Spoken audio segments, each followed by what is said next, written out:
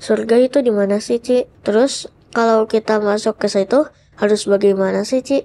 Di manakah surga itu? Nah, kemungkinan besar surga itu ada di... Hai adik-adik semua, welcome back to Abam Kids lagi nih. Anda bertanya, kita menjawab untuk kids. Jadi kita semangat banget ya Jaden. Hari ini kita mau jawab pertanyaan lagi bersama aku, Stefani dan Jaden. Oke, kita langsung aja di pertanyaan pertama. Pertanyaan pertama, anak laki-laki 16 tahun dari Bekasi. Salam Pak Pendeta Eras, saya mau bertanya, Kain menikah dengan siapa ya? Bukankah Papa Kain itu Adam atau manusia pertama? Terima kasih Pak, Tuhan Yesus memberkati. Nah, Alkitab tidak mencatat siapa istri Kain, tetapi kemungkinan pada saat itu Adam dan Hawa memiliki anak-anak perempuan juga. Jadi pada saat itu mereka itu masih bisa menikah dengan saudaranya gitu, karena juga belum ada hukum Taurat gitu. Oke, next. Pertanyaan nomor 2, anak perempuan 9 tahun dari Medan. Salam Ci, saya mau bertanya, surga itu di mana sih Ci? Kebanyakan orang mengatakan bahwa surga itu ada di langit baru, bumi baru. Tapi saya bingung juga kalau langit baru, bumi baru itu di mana. Terus kalau kita masuk ke situ harus bagaimana sih Ci? Kata Opa Eras, kita harus tidak bercacat dan tidak bercela. Bagaimana caranya ya Ci? Terima kasih. Titip salam Opa Eras, Ci. Oke, nanti aku sampaikan ya ke Opa Eras. Nah, di manakah surga itu? Nah, kemungkinan besar surga itu ada di salah satu planet. Kan planet kita banyak nih, dan surga itu ada di salah satu planet itu. Dan kalau masuk surga itu kita harus apa? Kita harus hidup benar. Karena di surga itu tuh kayak di bumi ini, tapi bumi yang sempurna. Yaitu tidak ada tangisan, gak ada kesedihan, gak ada duka. Nah, jadi orang-orang yang masuk ke sana, anak-anak yang mau masuk surga itu harus anak-anak yang taat, anak-anak yang baik, yang mengasihi Tuhan, yang gak bandel.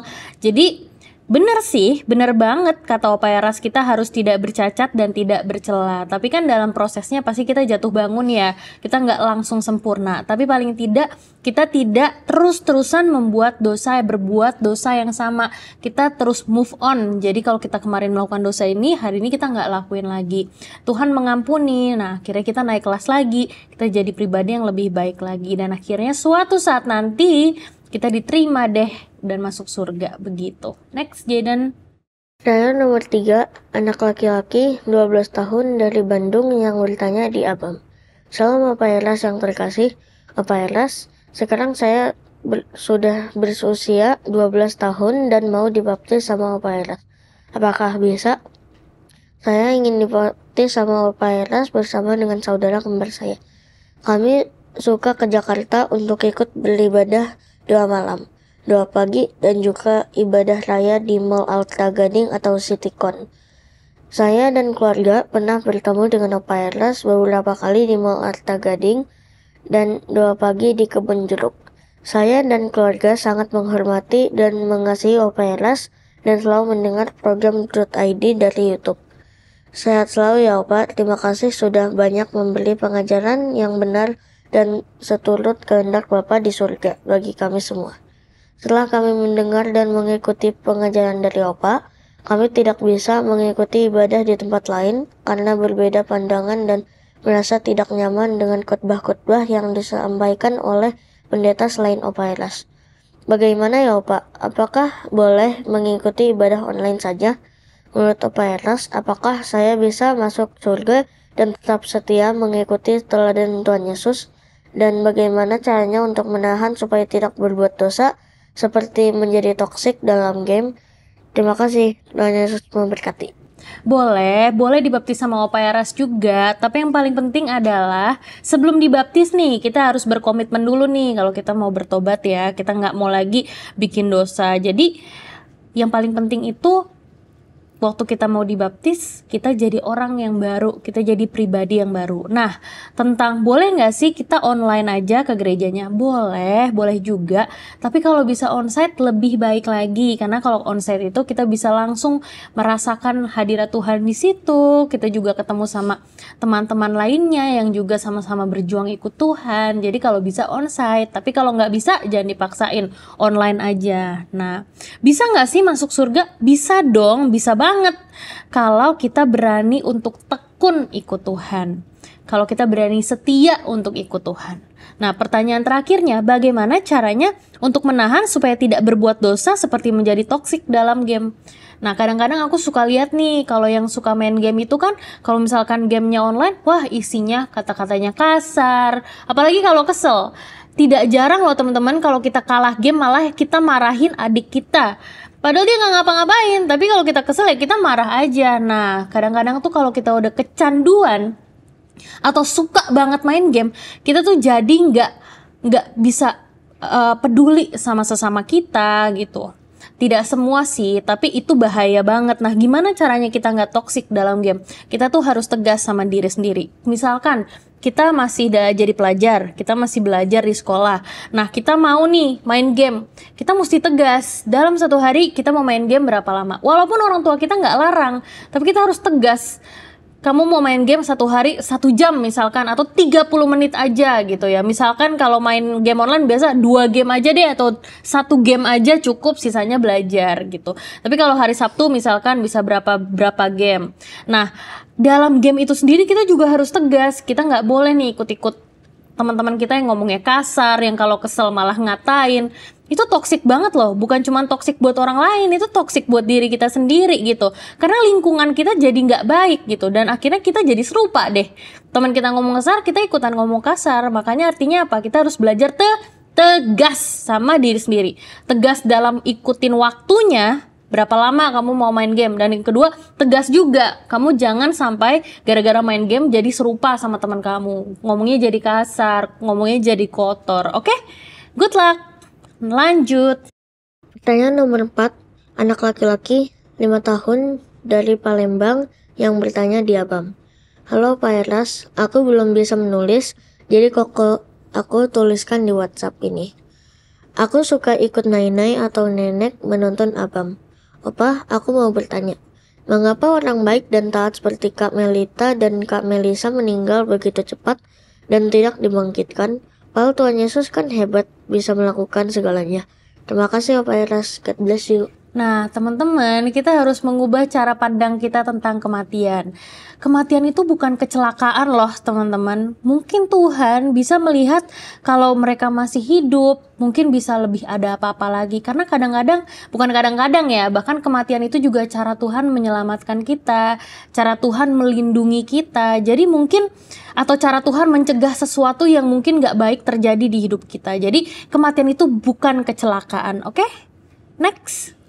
Pertanyaan nomor 5, anak perempuan 8 tahun, pelajar 3 SD. Shalom Ci, saya punya beberapa pertanyaan. 1. Kenapa kita harus taat kepada Allah? 2. Kenapa makanan di neraka apa aja? 3. Bagaimana cara menghapus dosa kita? 4. Cara teman tidak bully kita lagi. 5. Bagaimana cara mengatasi mama yang cerewet? 6. Bagaimana cara agar tidak dimarahi mama? Wow, pertanyaannya lucu dan banyak ya. Oke, kita jawab aja satu-satu ya, Jayden. Kenapa kita harus taat kepada Allah? Ya karena hidup kita ini hanya untuk menyenangkan Tuhan. Kalau kita hidup tapi kita nggak taat sama Tuhan, kita jadi apa? Taatnya sama siapa? Kan pilihan kita cuma 2. Kita mau taat sama Tuhan atau taat sama iblis. Jadi pilihlah taat sama Tuhan, karena kita diciptakan hanya untuk taat juga loh sama Tuhan. Tapi kita punya kehendak bebas, kita mau taat atau enggak.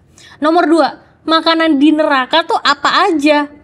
Di neraka itu enggak ada kehidupan, teman-teman. Jadi jangan berpikir kalau di neraka tuh ada sushi, ada tempe gitu. Di neraka tuh nggak ada kehidupan, menyeramkan, kita terpisah sama Allah selama-lamanya. Nomor 3, bagaimana cara menghapus dosa kita? Ya kalau misalkan kita salah, pasti Tuhan mengampuni kita. Kita cukup berdoa dan kita minta ampun dan kita nyesel banget dan jangan bikin lagi. Karena Tuhan pasti mengampuni, tapi kita harus tegas sama diri kita sendiri. Jangan bikin dosa lagi, oke? Cara teman tidak bully kita lagi. Nah, ini dia yang paling penting nih. Teman-teman, kalau bagi teman-teman semua di sini yang lagi dibully temennya, tapi parah banget dibulinya, inget ya, harus ngadu ya, belajar melapor gitu. Aku bukan bilang, kalau zaman sekarang mungkin kita bilangnya cepu gitu ya. Kamu pasti takut sama teman-teman kamu lebih parah lagi kan dibulinya. Tapi kalau udah sampai mukulin, ngatain kamu tiap hari, kamu harus belajar bilang sama guru dan sama orang tua kamu. Sama guru dan sama orang tua kamu. Yang kedua, kalau kamu dibully, jangan dibales, oke? Jangan dibales. Kamu harus tetap jadi berkat buat dia. Sabarlah jadi berkat, tapi kalau udah parah banget, jangan lupa lapor sama guru atau enggak sama orang tua kamu. Jangan sampai ada apa-apa kamu baru lapor, oke? Lanjut lagi, bagaimana cara mengatasi mama yang cerewet? Tahu nggak sih teman-teman, kita tuh pasti harusnya bersyukur kalau punya mama yang cerewet. Karena artinya apa? Artinya mama kita sayang banget sama kita. Tahu nggak, aku tuh udah dewasa kan, aku tuh udah lumayan tua. Aku malah kangen banget loh dicerewetin sama mama aku. Karena waktu kecil pasti mama aku bilang, kenapa Fanny nggak makan? Kenapa Fanny nggak taruh anduk di sini? Ayo Fanny les piano, ayo Fanny les vokal. Hari ini mama aku udah nggak gitu lagi, karena aku udah dewasa. Aku malahan kadang-kadang kalau lagi makan sendirian di mall, aku inget loh, oh di meja ini waktu aku dulu SMP mama aku omelin aku. Ternyata hari itu aku malah kangen, aku malah bersyukur. Jadi kalau punya mama yang cerewet itu bersyukur aja, oke? Jangan lawan ya, karena mama kamu tuh sayang sama kamu. Dia pasti mencintai kamu dan dia nggak mau kamu gagal. Bayangkan kalau kamu jatuh di lubang atau kamu lagi lari-lari cepet ya, terus kamu akan celaka, mama kamu diem doang ngeliatin. Itu bahaya banget loh. Jadi kalau mama kamu masih bilang jangan, itu artinya apa? Mama nggak mau kamu gagal. Mama nggak mau kamu celaka. Mama nggak mau kamu salah, oke? Dan terakhir pertanyaannya, bagaimana cara agar tidak dimarahin mama? Jangan bikin salah. Jangan bikin salah dan jadi anak yang taat. Tapi kalau dimarahin pun, mama kamu kan nggak mungkin dong marahin kamu tanpa alasan. Misalkan kamu lagi diem-diem doang, tiba-tiba, kenapa diem? Kamu lagi ketawa, kenapa ketawa? Kan nggak mungkin. Pasti mama kamu marahin kamu dengan maksud. Dan marah itu bukan cuma sekedar marah. Itu menegur dengan kasih sayang. Menegur dengan cinta gitu. Mungkin nadanya bisa tinggi. Mungkin juga kadang-kadang cetus. Tapi inget ya, itu cara mama kita mencintai kita. Oke? Next, Jaden. Pertanyaan nomor 6, anak laki-laki, pelajar 3 SD. Shalom Ci, aku mau bertanya, berapa sirip ikan yang memakan Nabi Yunus? Oh, berapa sirip ikan yang memakan Nabi Yunus? Pastinya Alkitab tidak mencatat nih. Alkitab tidak mencatat berapa sirip ikan. Dan teman-teman, kita nggak tahu tentang sirip ikannya ada berapa juga tidak menambah dan tidak mengurangi iman kita loh.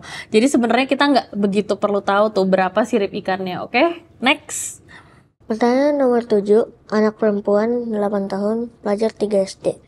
Shalom Ci, saya mau bertanya, bagaimana Yunus hidup di perut ikan dan apa itu rohani? Yunus bisa hidup di perut ikan itu hanya karena pertolongan Tuhan, pasti. Hanya karena pertolongan Tuhan. Dan gimana sih? Atau apa itu rohani? Ya rohani itu artinya orang yang mengasihi Tuhan, orang yang hidupnya benar dan tidak terikat oleh dunia. Tidak terikat oleh dunia itu adalah dia tidak mudah, misalkan dia nggak terikat sama game, dia nggak terikat sama kesenangannya. Kadang-kadang kan pasti teman-teman pernah tuh, misalkan lagi main gadget, lagi main game, atau kita lagi ngelakuin sesuatu, mama bilang belajar, kita uring-uringan, marah-marah, banting barang. Itu artinya apa? Kita udah terikat sebenarnya. Nah kalau kita mengasihi Tuhan, kita nggak gampang marah, kita nggak terikat sama sesuatu dengan parah gitu. Kita bisa taruh mainan kita, gadget kita dan bilang oke, aku mau belajar. Kenapa ya? Karena itu cara kita juga menyenangkan Tuhan loh. Nah, jadi orang yang rohani itu, anak yang rohani itu mengasihi Tuhan, hidupnya pasti benar dan dia nggak terikat sama apapun. Dia cuma hidup untuk menyenangkan Tuhan. Menyenangkan Tuhan itu gimana? Ya dari apapun yang kita perbuat, nurut sama orang tua, nggak jadi anak yang bandel. Nah begitu deh. Lanjut Jaden. Pertanyaan nomor 8, anak laki-laki 8 tahun, pelajar 3 SD. Shalom Ci, saya ingin bertanya, bagaimana cara kita melawan rasa takut? Dan berapa lama Tuhan memberikan hukuman ke Firaun? Oh ya Ci, kira-kira ada berapa anak mati di Mesir? Oke, bagaimana cara kita melawan rasa takut? Nah, aku nggak tahu sih yang tanya ini suka berdoa atau enggak. Tapi kadang-kadang kita suka takut banget sama sesuatu, itu karena kita nggak ngerasa Tuhan itu besar di hidup kita. Apalagi kita jarang berdoa. Wah, udah jarang berdoa, sukanya bikin dosa. Makin jadi tuh takutnya. Tapi kalau kita sekarang suka berdoa tapi masih takut juga, berarti apa? Kita harus selalu ingat kalau Tuhan itu pasti menyertai kita. Tuhan itu pasti menyertai kita. Apalagi kalau kita suka berdoa, kita suka baca firman, kita hidup kudus. Wah, gak ada lawan, pasti Tuhan hidup dalam hidup kita. Iblis tuh takut sama kita. Oh, ini yang rajin berdoa nih. Oh, ini nih yang rajin baca firman. Takut, karena Tuhan besar di dalam hidup kita. Makanya kita pasti gak takut tuh mau di malam yang gelap, mau ke WC sendirian malam-malam. Jaden takut gak kalau ke toilet malam-malam sendiri? Enggak sih. Nggak takut, pasti Jaden suka berdoa. Jaden juga hidupnya benar. Makanya kita harus dimulai dengan hidup bersama Tuhan dan percaya kalau Tuhan itu menyertai kita. Nah, berapa lama Tuhan memberikan hukuman kepada Firaun? Oh iya Ci, kira-kira ada berapa anak mati di Mesir? Alkitab tidak mencatat berapa lama setiap tulah itu diberikan. Tetapi yang jelas apa? Ada 10 tulah kepada bangsa Israel. Nah, kira-kira berapa anak yang mati? Nah, Alkitab itu mencatat kalau misalkan ada setiap anak sulung ya, baik anak sulung Firaun, anak sulung rakyat di Mesir, bahkan apa nih, anak sulung hewan pun mati loh. Jadi pada saat itu memang keadaan itu berduka sekali karena setiap anak sulung itu meninggal gitu. Oke, next question. Yuk. Pertanyaan nomor 9, anak laki-laki 8 tahun, pelajar 3 SD. Shalom Ci, aku punya beberapa pertanyaan. 1. Kenapa harus ada Alkitab? 2. Apa yang terjadi setelah Adam dan Hawa diusir dari Taman Eden? 3. Apa yang terjadi jika kita di neraka? Oke, kenapa harus ada Alkitab?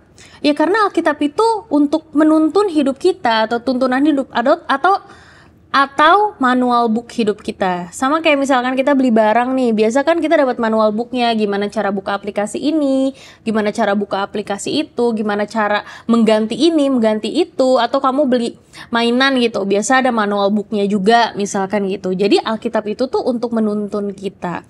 Nah, apa yang terjadi setelah Adam dan Hawa diusir dari Taman Eden? Dunia jadi makin rusak.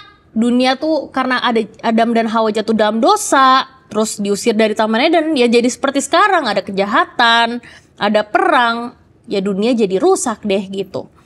Apa yang terjadi jika kita di neraka? Waduh, ini kayaknya pertanyaan yang menurut aku jangan ditanya ya, karena menyeramkan banget.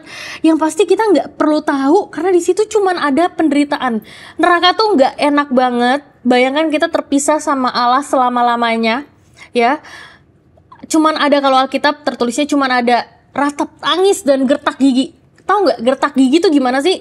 Gitu kayak ketakutan gitu ya. Berarti betapa menyeramkannya neraka. Mendingan kita hidup benar dan kita hidup hanya untuk Tuhan. Dan suatu saat nanti kita bayangkan ya, wah kita hidup sama Tuhan di surga. Di surga nggak ada ratap tangis, nggak ada sedih, nggak ada duka, nggak ada perpisahan. Langit baru dan bumi yang baru, di mana bumi terulang lebih sempurna loh, bersama Allah Bapa dan bersama Tuhan Yesus. Jadi buat teman-teman, say no to neraka ya, jangan sampai kita membayangkan lagi neraka tuh kayak gimana, oke? Nah, buat teman-teman thank you banget ya udah tanya banyak pertanyaan yang akan dijawab lagi di next episode-nya ya Jaden bersama kita. Jadi stay tune aja di Abam Kids, oke? See you and God bless. Bye bye.